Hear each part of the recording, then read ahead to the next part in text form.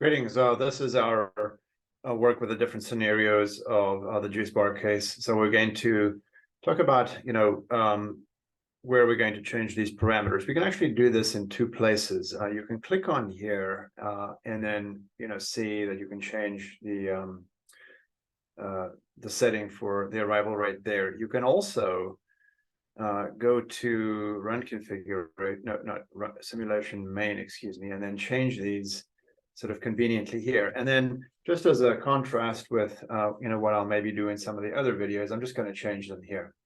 So we previously run the base case, but let's just revisit these models as quickly as we go through them, just so that it's clear, what we're doing. So in the base case, we've got these two juice bar operators, Jivika and Shijing. They both seeing independent, identical arrival streams that are Poisson processes at the rate of 65 per hour. Their service times, the means are 40 seconds and the standard deviations are 20 seconds, right? We're able to, in the base case, analyze just one of these systems because they're identical, right? So here we have 65 for the arrival rate, 40 for the service time mean. Service time distribution is 20. We have just one human server here, and then there's no juice spots. Okay, so we'll run that and just see what our performance looks like. When we did this with, let's see, with a queuing model, I did a GG1 model, and I found that the average time in system is 105 seconds roughly. So let's just confirm that. I go ahead and just make sure that I'm running the right model. So it is the juice bar model. Now I would need to do this, 3 to 5 times to build a reasonable estimate. I'm going to run this thing. I ran it in the previous clip for 46,000, and I see that I did reach the max. So I'm just going to go with 45,000. You want to punch in a number, make sure it's in red, and then just run it to completion. The nice thing is you can see what your parameter settings are. 65 for the arrival rate, 40, 20 for the mean and standard deviation of the service times, one human server, 0 juice spots, and we're getting $1.76. So 176 times 60 seconds, somewhere in the ballpark of the 105 that we obtained from the queuing result. The queuing result would be accurate, and that would be sort of what you'd expect if you average multiple runs of the simulation. But the simulation certainly is interesting because it it sort of can showcase sort of the you could use it to animate the process and demonstrate sort of a complex process to stakeholders, so that there's additional advantages that come with the simulation model and allowing you to understand a process. And it also is a more flexible tool. I'm not here to really build a case for either simulation or queuing. This particular model, it definitely would be something I'd analyze in the base case using the queuing model. But if you do want to do a human server and a juice spot together, one of each, then simulation would be the only tool that we have for that particular setting. But all of the other scenarios that I'm going to discuss would be better analyzed using the queuing models, because they're exact or very strong approximations and much quicker to implement. Okay, so what happens if we do the training? Well, all that's going to happen is we just going to drop off. Let me just clear this up. So the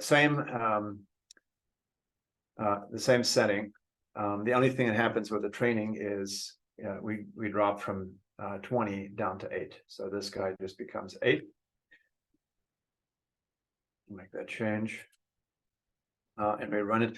When we got this done with a queuing model, we dropped to, I think, 63.4 seconds time in system. So that should be about a minute, roughly, right, of simulation time. But let's just confirm. Again, I'll go 45,000 seconds. I forgot to check how many entities we generated in the 45. Make sure it's in red so that it's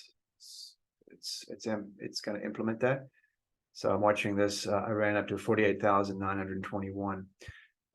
This says 1.57 for the training. Now the training is at the standard deviation is 8. So this just I'll try one more run of this just to emphasize that if we do change the seed, the way I change the seed on this is going to be here. Literally any other number just to initiate the random number generators in a different spot and then run it. It just, the randomness is just essentially resets. It's like I show up on a different day, so to speak, as an analogy, and then observe the system. So again, fortunately, the fact that we're on the free version forces a little bit of work here. Just make sure it's in red again and then run it. So this is 156. Interesting. When I analyzed this with the queuing model, I got 63 seconds. So let's go and have a quick look at our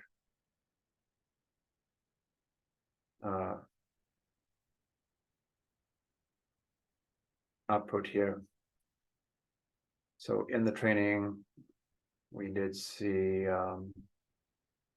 94 seconds. So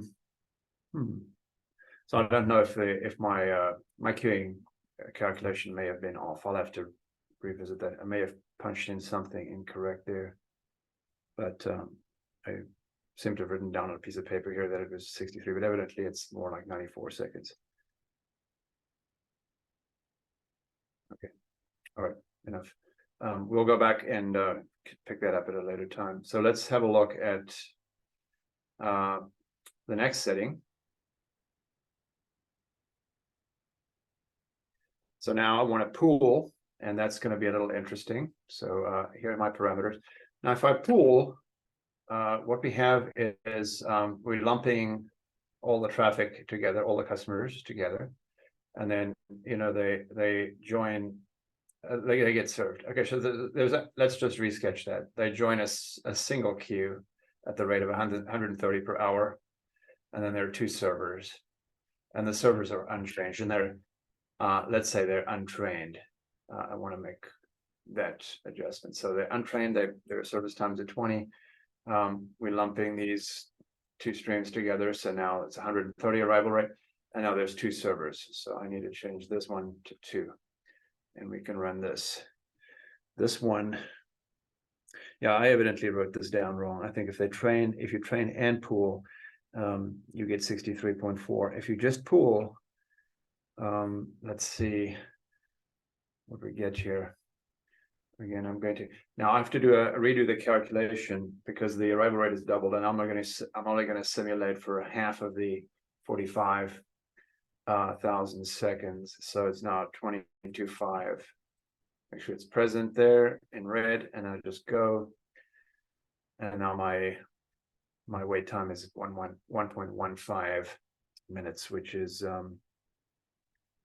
looks to be about well, certainly a little over about 68 seconds, somewhere in that ballpark, I guess. Again, you'd have to replicate to confirm. So I'm hoping that these times are going to line up when you compare them. I'm really just running through here to show you how to implement. Now, if I wanted to, estimate the training and the pooling, I could change this to 8. So what I want to do now is I want to end this clip just so that it's the base case and the training and the pooling, and then I will look at training and pooling and the JuiceBot options in the next clip.